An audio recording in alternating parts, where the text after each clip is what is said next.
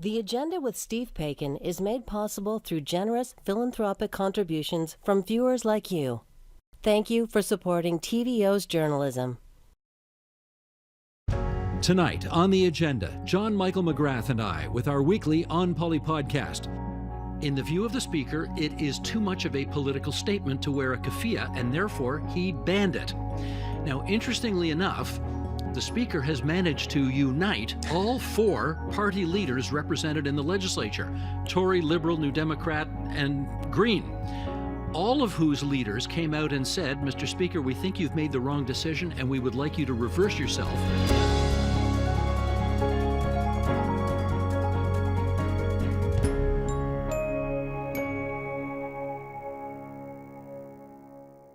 Okay, first of all, I have to say, much improved on the clothing front this week. Back to the whimsical T-shirts. Exactly. Again. You're back to the whimsical T-shirts. Space sharks, because space sharks. Because space shark? What? Because space sharks are their own reason. They okay. Sharks in space, man. Okay, so you're back to the space theme, and that's fine. Yes. A lot of my whimsical T-shirts are space themed. Whimsical. You like that word, don't you? Yeah. I'm going for sort of old-fashioned TVO here. This is a 2, as in Studio 2, as in a show I used to co-host here. Oh boy, when was it? 1994 to 2006. Right. I think that's when I did it. Anyway, there we go. So that's our obligatory clothing references off the top, which we always seem to do. And I guess I'll just say I'm getting over a bit of a cold, so apologies to our audience if my voice sounds a bit off. I haven't been drinking bourbon and smoking cigarettes. I was going to say, it sounds lovely and deep. You can keep that up. Keep it going. I would like to just throw in here a kind of a neat moment that happened at Queen's Park this past week. I can't swear that it's never happened before, but I'm really pretty darn sure it's never happened before. And I just start by saying every day at Question Period, MPPs are offered the opportunity to kind of introduce visitors who may be in the visitors gallery watching things. And on Monday of this week, one of the MPPs who's sitting in the legislature introduced his father, who was visiting. And here's how it looked and sounded. Introduction to visitors. I recognize the member for Kitchener-Conestoga. Thank you very much, Mr. Speaker, and it's not often that I get to do this, but I would like to welcome Paige Ryder-Harris's grandfather, my father, and the 22nd Premier of Ontario, Premier Mike Harris, to the legislature today. Now, what's interesting there, first of all, do you see everybody stood up? Yes. Everybody stood up. Even the New Democrats, Liberals, and Greens stood up. So that shows that all these years later, there is respect. I don't know, though, that it's ever happened before where a current MPP introduced a previous MPP who happened to be the Premier of the province. I thought maybe it was possible that it happened in the Miller family, because after all, Frank Miller was the 19th Premier of Ontario in 1985. His son, Norm Miller, represented the same riding many years later, I think 16 years later, in 2001. And I thought, is it possible Norm at some point introduced Frank? So I texted Norm to find out, and he said, no, alas, never happened. His father died in 2000. Norm didn't get elected till 2001, so it never happened. So I think the Harrises are the one and only. Yeah, a few things have to go right for this kind of a situation to happen, and it's pretty rare. It's not unheard of, obviously, for a son to follow their father into politics. We've talked about like Dalton McGuinty as one example, where it has happened before, though, of course, in the case of Dalton McGuinty, he ran for his father's seat after his father's sudden death. It was a very unexpected thing, so that obviously wasn't, that was not going to happen with the McGuinty family in that context. You do wonder, though, like, as this goes on, the province of Ontario is not going to stop existing, and at least not tomorrow. And so, will this be something that we see more frequently? Maybe not with the Harris family, but we've already seen the current premier is the son of a former MPP. This. Politics is not just a family business, but it's also not a family business, yes, if you know what I mean. Exactly right. We sure do. Okay, and with that, on to issue 1. The federal government has tabled its budget, which they've been releasing piecemeal over the last several weeks.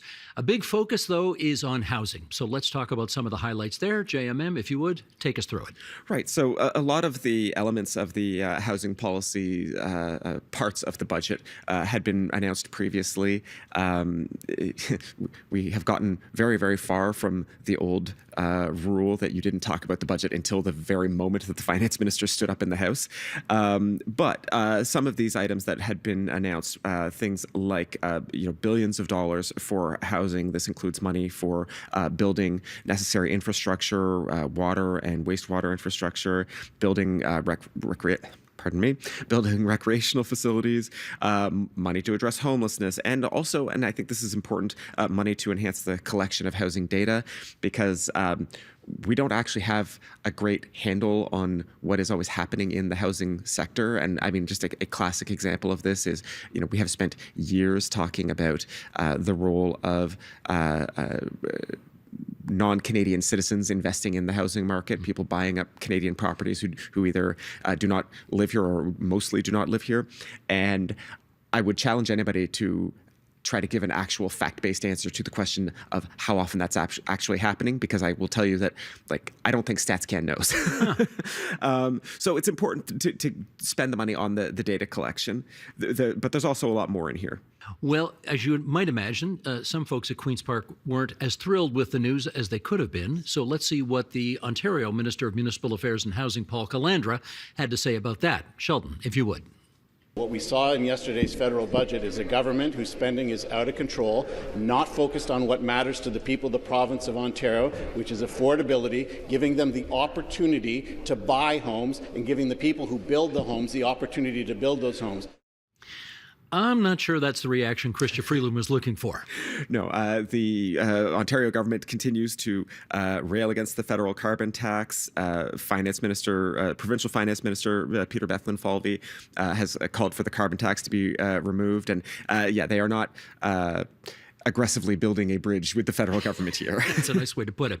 Well, Ontario's big city mayors, which are an advocacy group, as you might imagine, for the biggest cities in this province, they actually did applaud the budget in their feedback, and let's have a look at that. Sheldon, we'll bring this graphic up if you would. We asked that they address the concerns of the municipal sector on the proposed freeze of municipal development charges in some of our municipalities. Development charges help to pay for critical housing, supportive infrastructure, and community amenities, and without them, these costs will be added to the existing property tax base. Okay, let's dig into that more.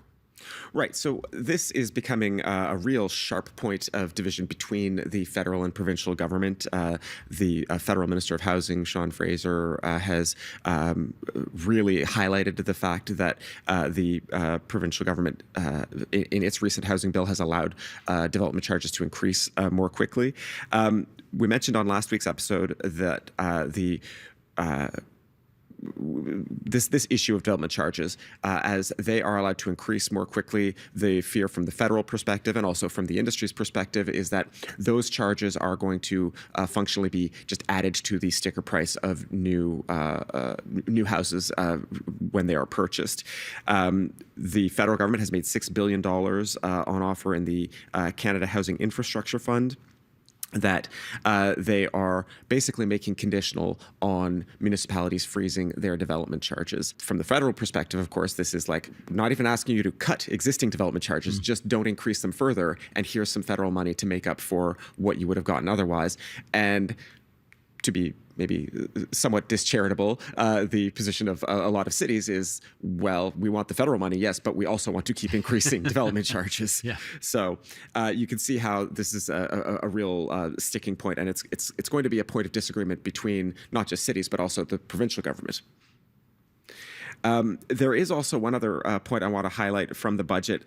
Bit of a weedsy item, but I think it's, that's our brand here. The federal government is changing the tax treatment of rental housing. If you know about sort of housing policy in Canada, we used to build a lot of rental housing in the 1960s and 1970s, and then we basically stopped. And one of the reasons that we stopped is that we changed the tax treatment of rental housing. And in particular, one of the things we did was change what's called the capital cost allowance, which I'm not going to get into the weeds of. It's just that. Thank you. It makes investing in rental housing less profitable, less attractive for investors than it would otherwise be. The federal government is going to somewhat reverse really a decades-long policy, and they are going to make. They are going to allow a higher capital cost allowance, and that will hopefully make rental housing a much more attractive investment proposition. It doesn't go all the way to what we had in terms of the really generous tax treatment that we had in the 1970s, but it gets us part of the way there. And I think if you talk to people who work in the rental sector, they're very excited about these kinds of treatments because, of course, this isn't just the first change in tax policy. We also had the HST exemption for rental policies last year.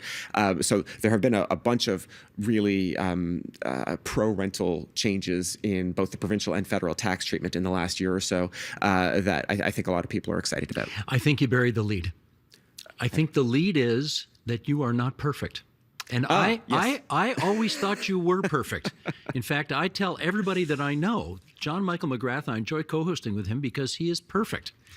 And then we discovered this past week, you're not? I goofed. There is a correction that we need to make. We were discussing Bill 185, the new provincial housing bill. So this is not a provincial, or sorry, this is not a federal budget measure, but we were discussing Bill 185, and I said it reversed a policy that the government had made previously that refunded development charges in some circumstances. That was incorrect. I regret the error. The actual policy that was reversed was that the province had made it so that municipalities had to refund application fees. So this is just like the fee you pay to get your paperwork processed, not the development charges. And that was set to a shot clock, if you like, a timeline where if the municipality did not make a decision, either a yes or a no, just had not made a decision within a certain time frame, they had to refund the application fees. We could go into the details on that, but the short version is that the policy did not work the way that the province was hoping. You had a lot of cases where municipalities were simply refusing applications because they were running out of time and they didn't want to issue the refunds. So the province is more or less giving up on that policy. I would say that I think I described it in last week's episode as a win for municipalities. And I think while I got the development charge / application fee issue wrong, directionally at least, it was a win for municipalities in that sense. Did I just hear you say shot clock? I am trying to meet you halfway here. I'm working in the occasional sports metaphor. I'm deeply impressed. You know what? As far as I'm concerned, all is forgiven. You may have made a tiny error last week, but the fact that you're using sports references now is deeply impressive to me. I think maybe our employer would prefer that I get the journalistic facts right, even if I don't use quite so many sports metaphors. I don't think so. No, I'm going with the sports metaphors. I think that's better. So, okay, back to the federal budget. Overall, it's a budget. It's a budget with a big focus on housing. Yes, they are going to tax. What was it? It's not even 1%, I think, isn't it? Or maybe it's like 1/10 of 1%. It's a very small percentage of the Canadian public who will be taxed more. Yes. In order to keep the fiscal guardrails in place and make sure the deficit doesn't go beyond $40 billion this fiscal year. So there's a lot going on here. You want to give us an overall takeaway? Right. So, I mean, you're referring to the increase in the inclusion rate of the capital gains tax. If people aren't familiar with what capital gains taxation looks like in Canada, currently income from capital gains is functionally only half of that is subject to taxation. The federal budget proposes to increase that in some cases to 2/3. It's where you sell a farm or you sell a home or something like that. Yeah, or stocks or stocks. Any kind of financial asset. And the reaction among certain people in the finance sector, some people in the tech sector, very angry about this. They, feel like it's going to make the country a more difficult place to attract investment. And Canada's tech sector already arguably doesn't have the easiest time attracting investment compared to like Silicon Valley. To take it to the political, I'm not an economist nor am I a tax accountant, but the political side of this feels very familiar to me. The 2018 Ontario budget, the spring of that year when it was still the Wynne government, right before the last election. Yeah, their last budget. Their last budget, and you may recall that they went back into deficit, but there were also some tax measures that they increased the taxation of people in high income brackets. They fiddled with tax brackets, and the effect was to increase the taxes paid by very high income earners. And at the risk of being, the kind of person who only ever learned one thing, this just feels very familiar. The government is getting, I would say, you're seeing a lot of aggressive, progressive policies coming out of the federal government right now, and at the same time, they are trying to find ways to fund it all, but it all, I don't know, whistling past the graveyard is not quite the phrase I'm looking for here, but all of this feels like it's not going to survive the next election. And we'll be talking about the next federal and potentially provincial election in a bit, but this just seems like a measure that it's going to last 18 months maybe. Well, as they say, you never know, and that's why they have elections. It's true. Yeah. And with that, on to issue 2. The Ontario government experienced a big win this week when it announced it had reached a deal with the federal government to build the 413 highway across the top of the Greater Toronto Area. As you know, the Ford government has been very anxious to build this highway. The feds have been trying to slow things down, citing environmental concerns in areas that fall under its jurisdiction, and somehow, JMM, they seem to have figured out a compromise here. Two crazy kids. They finally made it work. The federal government has agreed to drop its requirement for a full federal impact assessment. Instead, both levels of the government will have a working group to find ways to minimize the highway's environmental impact in areas that fall under federal jurisdiction. So I guess the key question now is, given that there is this agreement between the two levels of government with skin in the game, is it 100% a go? Well, Queen's Park certainly believes it is, but I think, we could say not necessarily, or at least not so fast. Let's just say I don't expect this highway to be complete before the next provincial election. No, it sure won't be. Yeah. So, this is a province where it is always possible to cancel infrastructure projects after an election. There are still going to be some federal permissions that are required, but it's probably going to be much more constrained, and we'll talk about that in a second. But the government does say they want shovels in the ground by next year, by 2025. So it's certainly the best it has looked for Highway 413 in more than a year. I'm trying to figure out how this happened, though, because the feds have been unequivocal, and particularly this current Minister of the Environment federally, unequivocal in their opposition to spending $10 billion to create a new highway that they believe won't alleviate traffic at all. Like, won't save any, by the time it's up and rolling, which is 10 years from now, won't save any time at all. So I guess I want to know, why did the feds give in? Well, I think part of the answer here is that the federal government did effectively lose a court case at the Supreme Court of Canada last year. Quick refresher for our audience. The Alberta government had challenged the constitutionality of the Impact Assessment Act. This is the federal law we're talking about that had held up Highway 413. Ontario joined the constitutional challenge to the Impact Assessment Act at the Supreme Court level, and in their arguments specifically cited Highway 413 as an example of federal overreach, of the federal government intruding on a core area of provincial jurisdiction. Right? There was, as far as I can tell, there had never been a previous example of the federal government using its environmental jurisdiction to try to interfere in any way with provincial highway planning. The Supreme Court decided that, in fact, the Impact Assessment Act was, or at least this part of the Impact Assessment Act that we're talking about, was outside of federal jurisdiction, and the power to designate projects was so broadly written and was so disconnected from the core parts of federal jurisdiction that it had to be struck down. Or I say struck down, but when you're talking about reference cases, technically speaking, the law was not struck down. The court simply said this is unconstitutional. And then the federal government responded by saying, we will bring new legislation forward that will comply with the Supreme Court's decision. We do expect to see that law at some point this year. But in the meantime, I think that explains the more conciliatory tone coming from Ottawa. So the courts, in effect, cut the feds off at the knees on this one. Yeah, I think they are sort of conceding the point that they do not have the power to stop Highway 413. Whatever they bring forward as a future law for federal impact assessment. And let's be clear, there are tons of areas where the federal government will retain jurisdiction. Migratory birds, fisheries. One issue that's going to be really important for the province going forward is that nuclear power is federal jurisdiction. So these are all areas where some future impact assessment law is going to be important for provincial projects no matter what.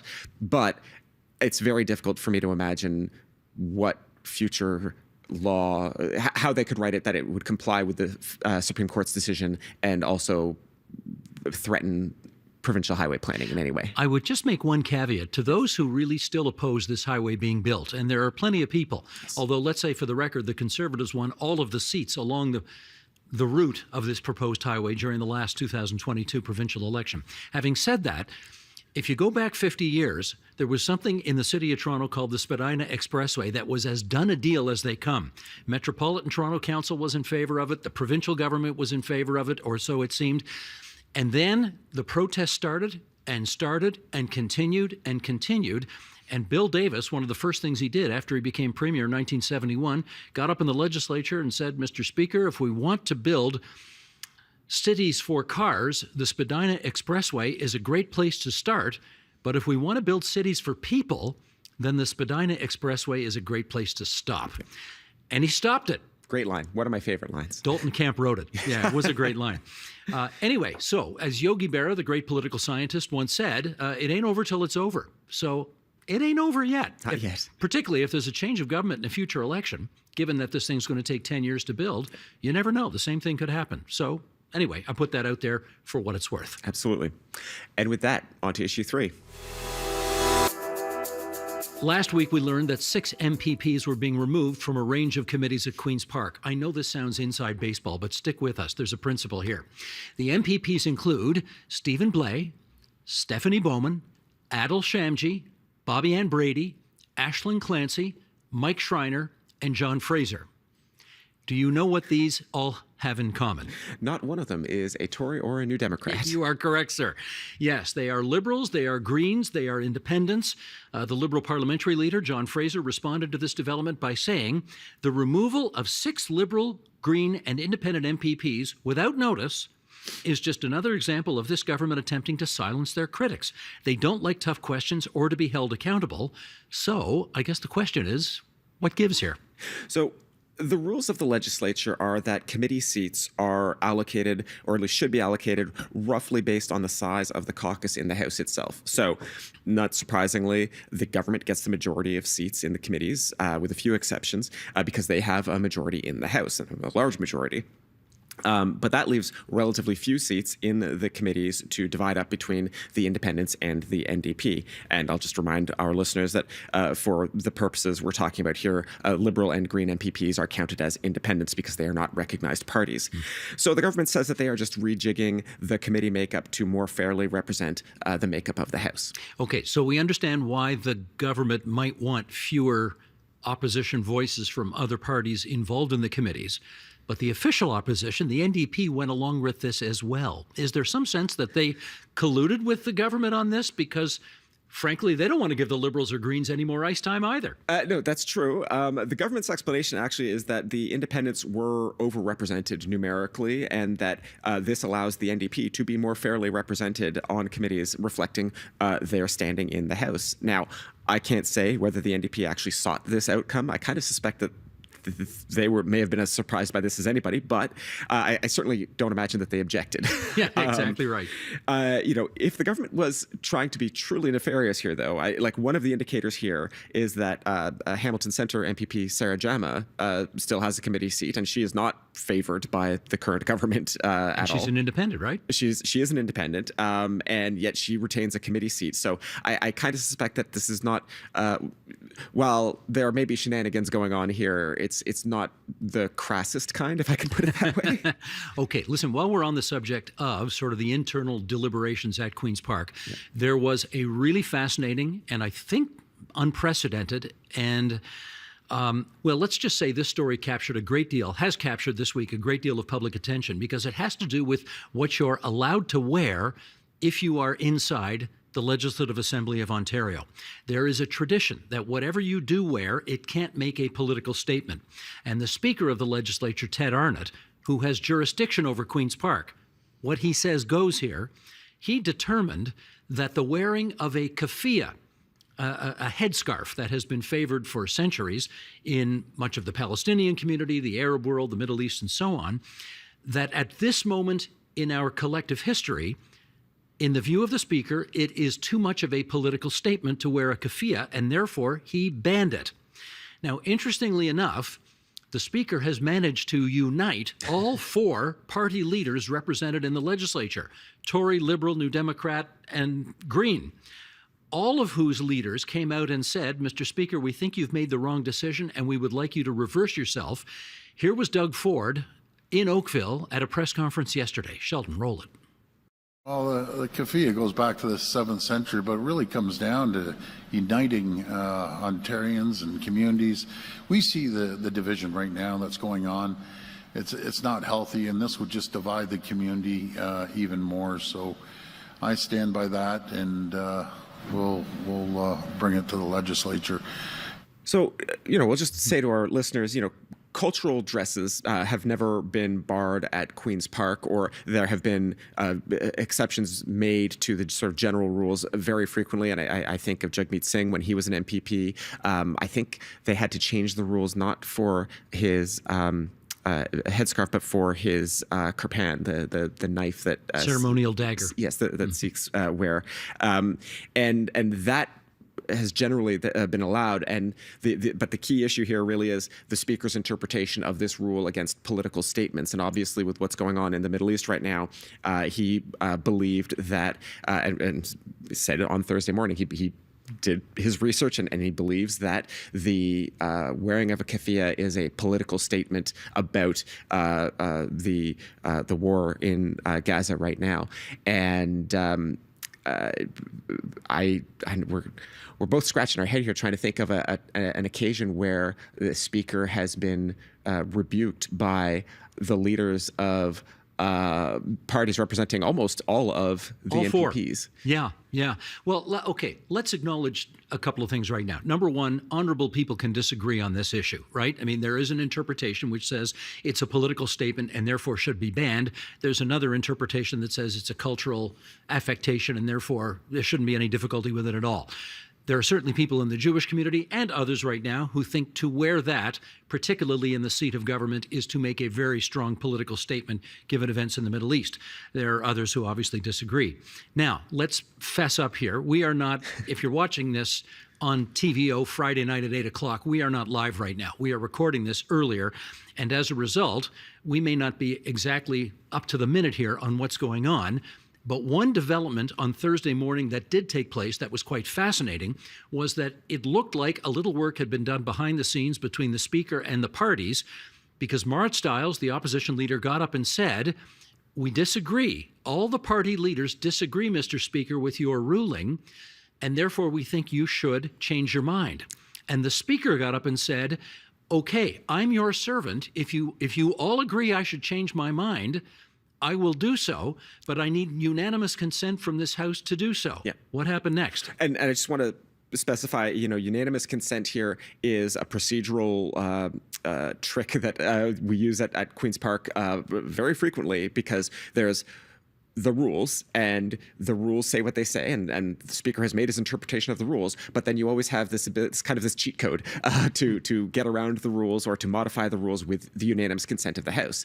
And so Marit Stiles asked for unanimous consent, and the Speaker the Speaker very clearly expected that unanimous consent motion to come. He put it to the House, and then we heard a chorus of voices, a lot of yeses, and then at least one no. Now, having said all this, I think I was just told in my earpiece that the Toronto Star is reporting that it was Eglinton Lawrence MPP Robin Martin, who was one of the MPPs who said no. And I think we can speculate as to why. Right. I mean, this is a riding we're in that. No, it's just north of us. Just north of us. But it is she represents a community with a lot of Jewish voters in it. And, we already discussed that, people have a very different interpretation of what the keffiyeh means depending on where you sit in the politics of the Middle East.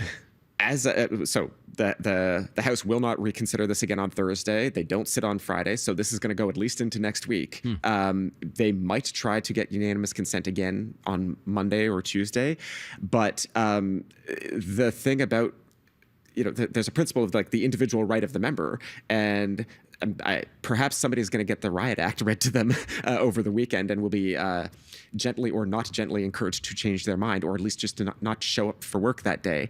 But if somebody wants to keep showing up at the House and saying no to a unanimous consent motion, they are within their rights to do that. There you go. And with that, let's talk about last week's columns. Time now for our regular feature. It's called Your Column, My Column, in which JMM and I chat about the columns that we wrote for the TVO website, tvo.org, over the past week. Which one of yours are you going to favor us with today? I'm going to go nerdy. Not surprisingly, perhaps. We've talked a lot about electric vehicles in Ontario, about the jobs we want to have here from building them, and the potential stress that they could put on the power grid because, of course, electric vehicles need electricity to run, and if we start replacing millions of cars on the road with electric vehicles, we need to build the power plants and the wires to deliver all that electricity. One thing that I don't think is talked about as much is this idea that electric cars could also feed power back onto the grid at times when it is most needed. So the sort of classic example of this idea that has been floating around for a while is that you might charge up a car overnight when here in Ontario, we tend to have lots of surplus power sloshing around. And then during a summer heat wave, when everybody turns their air conditioners on at noon, the cars could feed that electricity back into the power system. And if we had enough people doing that, it might obviate the need for things like natural gas plants, which we currently tend to use a lot of for that summer peak period. Environmentalists, big fan of this idea, but there's a lot of questions that need to be worked out, right? Do car owners want to let the government or the utility, however you want to think of it, do they want to let the utility have a chunk of their battery life every day? Obviously it would be a voluntary system, but you probably end up needing to pay people to That's what I incentivize wondered. them. I wondered if we're gonna give you our power, do we get paid for that? Well, and so not only are you going to pay people for their electricity, but also this is wear and tear on people's batteries, right? It's going to shorten the lifespan of their car. So you probably have to pay them for that too. I spoke with somebody at the IESO, which is one of the provincial agencies that does power planning here. Independent Electricity System Operator. There yes. One thing they said is that, it might not have to be a lot of money if they can make it easy enough. And they've had some recent success in getting people who already have smart thermostats in their home to sign up to a provincial program that turns down people's thermostats when it's when the system is at highest demand. So they're optimistic in that sense, but this is all still very, very early days because, of course, EVs are not a huge part of the car market yet. But everybody's trying to see which way the ball is going and aim for that. Two things. Number one, I read all your columns, but I really liked this one. I found this one particularly fascinating. And number two, so clearly did you, because you are talking about it with such great enthusiasm here right now. I can tell that you're very jazzed by this issue, and not only that the notion that if we can figure out how to make this work and we don't have to burn some natural gas as a result of having this newfound power, it'll clean up the environment, which is a beautiful thing. Well, and I think, the scale that we're talking about is really important to put in people's minds, right? Like, cars take a lot of energy. Making a big, heavy thing go fast takes a lot of energy. And so even a totally sort of normal, even a modest mid-sized car carries enough electricity to run your average Ontario household for 3 or 4 days. And so even using a small amount of the battery capacity that a person is driving around every day anyway, using maybe 10% of their battery, you could do a lot if we've got 9 or 10 million cars on the road by 2040. Which we will. Yes. Fabulous. And how about you, Steve? Okay, I am going to do a little Q&A with you to suss out what my column was about. Are you ready to go? I'm ready to go. Okay. How often do we have elections in the province of Ontario? When there's a majority government, we have an election every 4 years. Correct. How do we know that the next election will be, in fact, on June 4th, 2026? Because current law says so, and it's said roughly that for about 20 years, we've had a fixed election law in place. Right. Fixed election date tells us when the election will be. What if the premier of the day, for whatever reason, decided he didn't want to wait the full 4 years before having the next election? Could he call an election earlier? Yes, he could. Right again. We have the fixed election date law, but there is a loophole in that law which says, yes, a majority government is allowed to live for 4 years, and then the premier doesn't really call the election. We know when the election's happening. But there's a little out clause in the law that says, if we want to go earlier, we actually can. Or later, for that matter. And I guess I asked the question in my column, is that something that Doug Ford and his top advisors are considering right now? Namely, that they want to go sooner than June 2026. And my answer to the question was, and I'm just speculating here, my answer is, yeah, I bet he does. And here's why. Okay, JMM, you're back on it. When's the next federal election?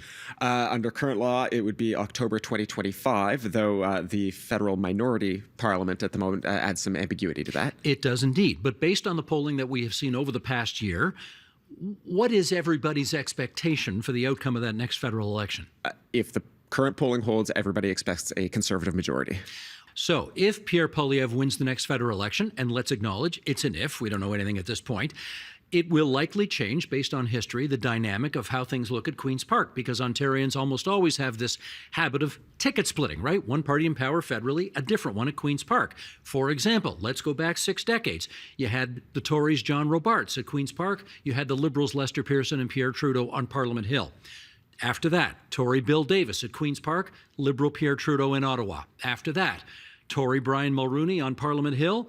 The Liberals had David Peterson and the NDP Bob Rae during that time period. The Liberals Jean Chrétien in Ottawa, the Tories Mike Harris at Queen's Park.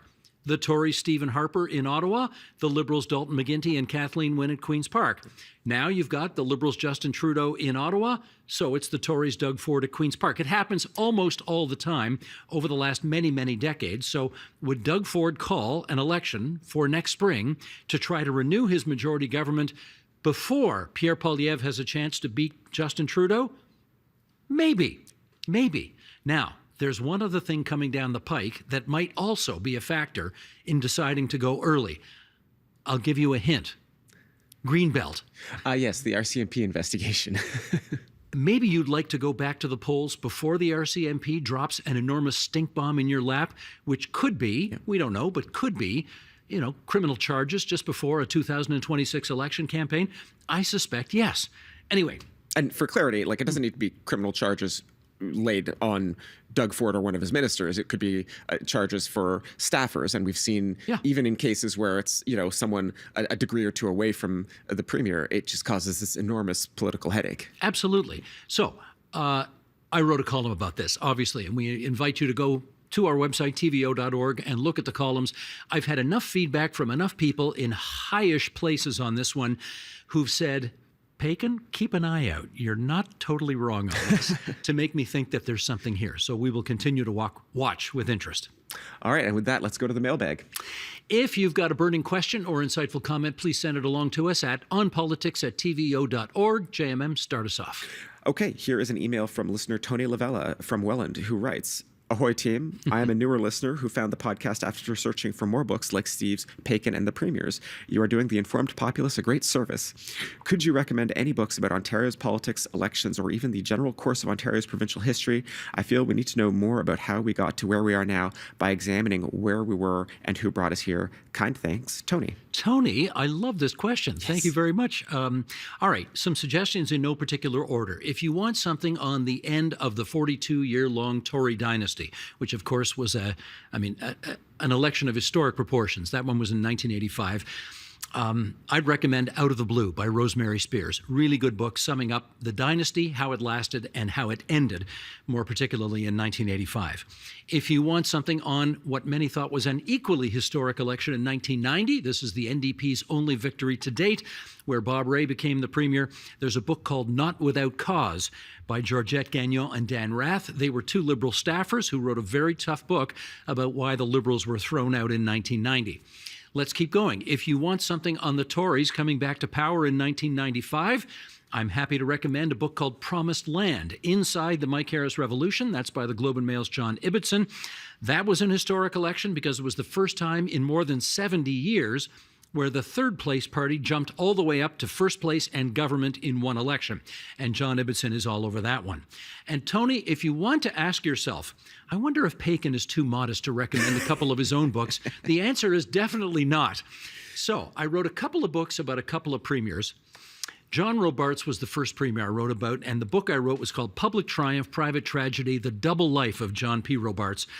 And it was a double life because, on the one hand, he had a rather magnificent premiership. The 1960s were absolutely the best time to be the government of Ontario. The money was coming into the coffers. They were building schools. They were building universities. They built this place. They built TVO as well. His education minister, Bill Davis, very responsible for all of that. However, he had this god-awful, tragic private life in which he, Mr. Robarts, was lost to suicide after his political career was over. His son was lost to suicide. His first wife drank herself to death.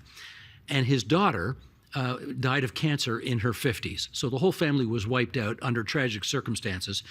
So the Robarts book is a very, very dramatic story. It's Shakespearean in its both great triumphs and awful tragedies. And the last book I'm going to recommend, frankly, is something that if you need a doorstop, it's perfect for that too. It's about that thick. It's called Bill Davis, Nation Builder, and Not So Bland After All. Bill Davis was the longest-serving premier of Ontario in the 20th century.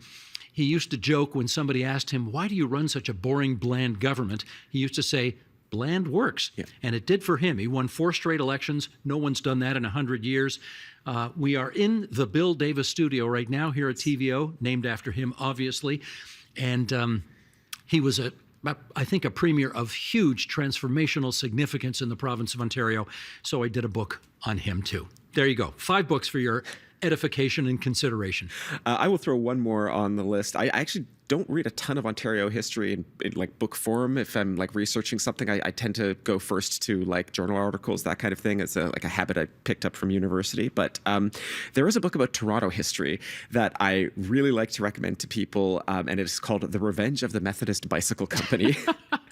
And it is all about... Is that the real title? Yes, that is the real title. It is all about the introduction of the first streetcar lines to Toronto. And if you want to understand some of the culture of the city, frankly, I think in ways that still shape it today, this is a really important book. So, like, why does the topic of streetcar service in Toronto in the 1880s deserve a book? Well, one of the political controversies of the day was whether the streetcar lines would be allowed to run on Sundays, because the high fathers of the church were scandalized by the idea that people, and particularly the working class, would be able to take a streetcar to the beach or some nice part of the city instead of going to church like they properly should. Now, of course, this was also like, Toronto in that day, people were going straight from the church services to the bars. So it's not like everybody was purely engaged in sober prayer. But nevertheless, the church fathers were, as I say, scandalized by the idea of Sunday streetcar service. And then, just to add another sort of transportation technology layer to the whole thing, the first sort of financial crisis for these privately run streetcar services, we talked a bit about this last week, the first big crisis that they faced was not the introduction of the automobile. It was not, suburban sprawl after World War II. It was the introduction of the bicycle. This is where we get the title from. And once people could buy a cheap mass-produced bicycle in the late 1800s, and they no longer had to rely on the streetcar services, that was when they first saw this big drop-off in passenger service, and that's a whole other story. But yeah, the book is very wide ranging. It's not just about all of these things that I talked about, and it's very, very good at giving you a sense of, let's say, some of the oddities of Toronto in the late 1800s. Do you know what? I'm going to play the age card again here. Yes. You young whippersnappers don't remember, but I do, and your dad would as well. There was a time in the capital city of the province of Ontario where, never mind, you couldn't buy a newspaper on a Sunday because no one published on Sunday, but if you went to your local park, they would take the swings and they would chain them up so that you could not push your kid on a swing. That was how much they expected you, not to be out having fun, but to be in church on Sunday doing the Lord's work. Well, and I mean, into the 1990s or the early 2000s, there was still a part of the city where they did not allow bars to operate. That's right, in the West End. Yeah, they had inherited this Prohibition era licensing law. Quite true. So yeah, some of these factors live with us still.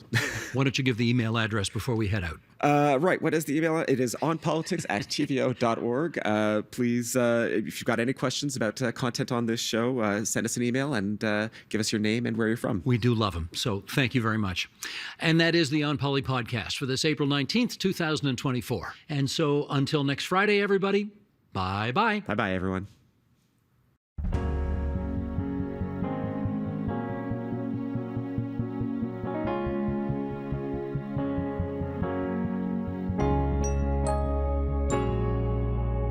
Let me read this tweet here. This is from someone who works at a venture capital firm in Silicon Valley. Today, I met a company where the founder literally made me describe an app in text, and 20 minutes later, the entire app, back end and front end, was made and fully functional. Feels like the industrial revolution of software engineering. Okay, Christina, start us off on this. Will we look back on the era of massive teams of coders building an app much like the way we look at the pre-industrial era today? Well, I think when you frame it like that, people get a bit scared. They get sort of resistant to that whole model because they think this is going to come in and take away jobs or replace people. But actually, when I look at this, I think about my washing machine. So I have a washing machine that washes clothes so much better, faster than I could by hand.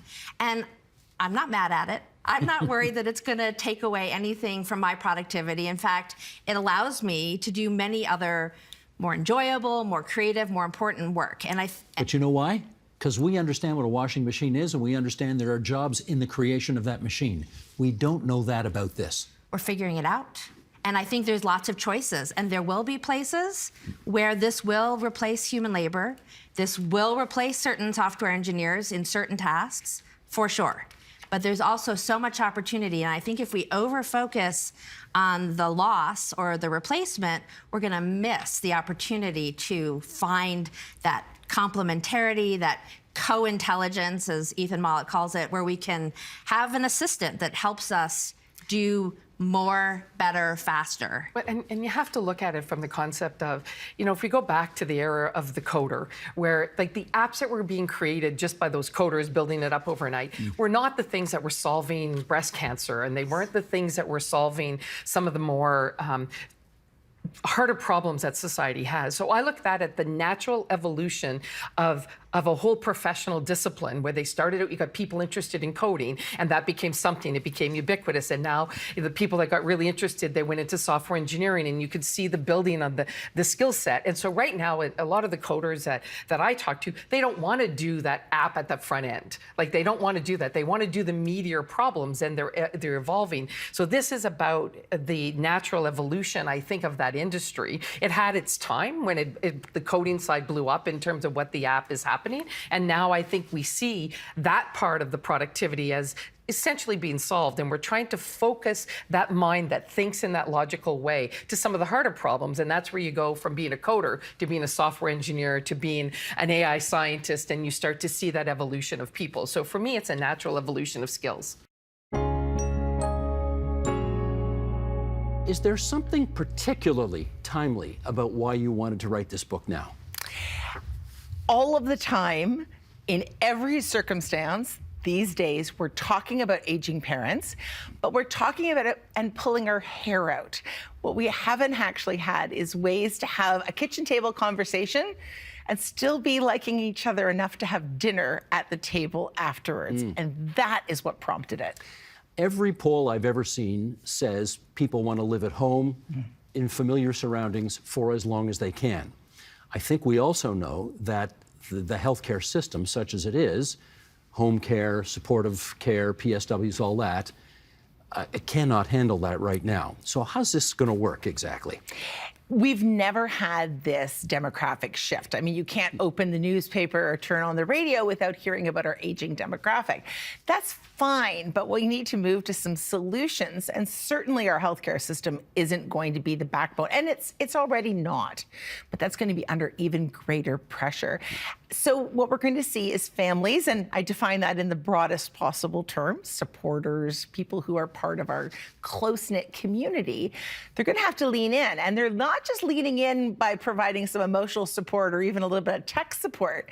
It's actually financial. It's really health care in a heavy type of care environment. And it's also trying to think about preventive ways to stop those triggering events like falls from happening. Well, let me follow up on that. Do you think, based on your experiences with lots of people who are dealing with this, are we ready for the complexity of care to come? Oh, not even beginning to be ready for it. But what families are saying is they are having this thrust upon them. And because we're having a different type of care relationship and the number of adult children, and again, I use that term really very broadly, used to be, you'd have 8 kids and 2 parents, and you could kind of divide it up. And if someone didn't have a good relationship, maybe that one kid doesn't involve themselves. What we call our caregiver burden has switched. And my experience, which I have 6 aging parents in my life, is not an unusual one because there's different marriages and there's different systems and fewer children.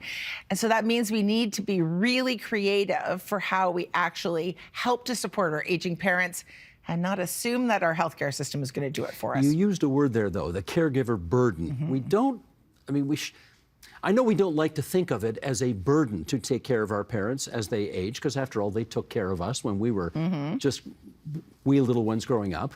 But is it a burden? Look, it is. I mean, it's hard in the same way that actually having young children is a burden. It doesn't mean it's not also a joy. Okay. It doesn't mean it's not purposeful and meaningful. It doesn't even mean that it's not something you'd want to sign up for. It's really hard. And it's getting harder because we have fewer and fewer resources, unless you're truly rich. You started a business. Tell me how you did it. So I actually started in my last year of university, and we were taking an entrepreneurship capstone course. I went to Western, the Ivy Business School, and I remember our professors told us to start by finding a problem that you're passionate about solving. And I think that's the key thing with entrepreneurs is they're working on the world's to-do list, and all the challenges that we're facing around sustainability and climate change, all these types of technologies that we're creating are going to solve these world's problems. And so I think in addition to the economic growth and some of the other points we're talking about, it's also being able to solve these problems that we're facing and actually bring some of these technologies to market. So you are living the life of an entrepreneur right now. Yes. How old are you, can I ask? 25. You're 25. Yes. You're a small business person. You're an entrepreneur. You do not have the security of, say, somebody who works for the province of Ontario in an office job down at Queen's Park. Yes. Right? Yes. So what's your life like? It's definitely hard, a lot of challenges. A lot of people say that you face the highest highs and the lowest lows, sometimes within the same day. You're trying to, you do things like this where you're talking about your business, but you're also trying to manage your employees, manage your inventory, manage your cash flow. So a lot of entrepreneurs, about 73%, according to the BDC study, struggle with their mental health, struggle with these types of challenges where they're trying to navigate through the ups and downs of entrepreneurship. So it's definitely hard, but you know that you're making an impact, and especially in my space where I'm working on menstrual health, something that impacts 50% of the population, I'm actually waking up every day and solving these problems and making an impact for a lot of different people. Where'd you go to high school? I went to Lawrence Park. In Toronto? In Toronto. Did you at any point while you were a high school student think to yourself, of course I am going to be an entrepreneur? Definitely not. It's not something that's taught enough in high schools, and I came from an immigrant household where entrepreneurship was not normalized as a potential career path. All my parents wanted was for me to get that stable corporate job, and I got it. And I came home one day and said, yep, I'm going to quit that job to work on this tampon business that has no funding yet, nothing available. But I think it is important to teach more students that this can be a career path. It's not just about encouraging more students to be entrepreneurs, but encouraging encouraging them to embrace the skills that you get as an entrepreneur, embracing this growth mindset where it's okay to fail, where it's okay to take these as learning opportunities, where you can learn about so many different types of areas of business like marketing, finance, operations, encouraging them to have resiliency, and whether or not they become an entrepreneur, they take these creative problem-solving skills into the organizations that they work for, and they think differently and they try to solve problems. So not just encouraging more people to become entrepreneurs, but embracing the skill sets that you gain. Nadia, you know your big problem?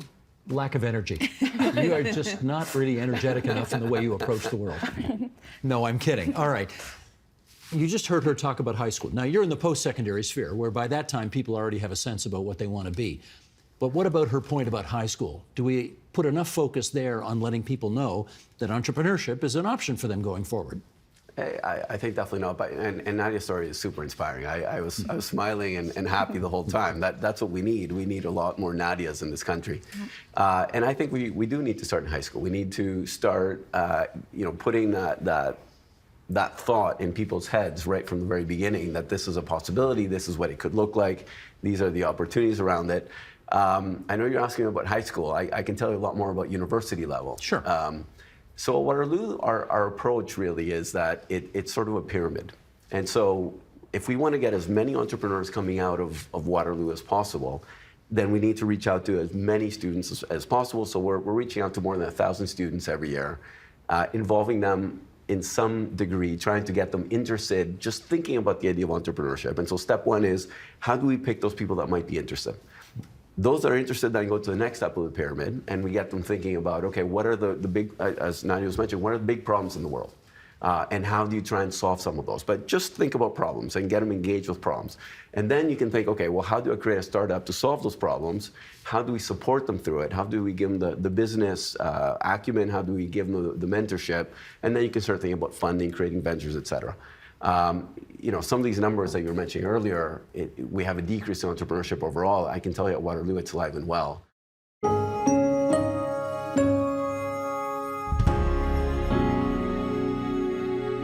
Next week on the agenda.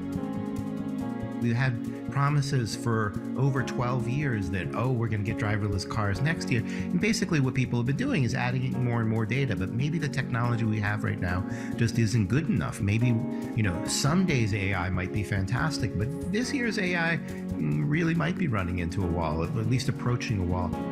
That's next week on the agenda.